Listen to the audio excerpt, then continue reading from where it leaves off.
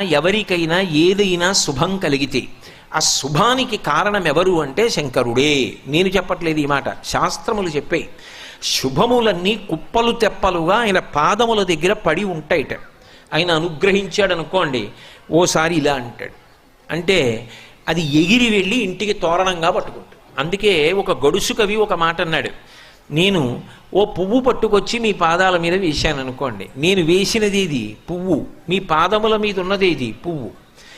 నేను ఒక పువ్వు పట్టుకెళ్ళి మల్లికార్జున లింగం మీద వేశాను అనుకోండి, పరమ ప్రేమతో వేశాను అనుకోండి, ఆ పువ్వు ఓ ఏడాది తర్వాత నా ఇంటి మనవడు.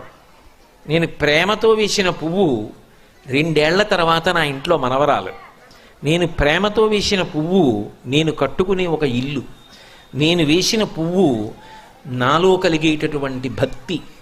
నేను వేసిన పువ్వు ఏ వయస్సులో నాకు రావాలో ఆ వయసులో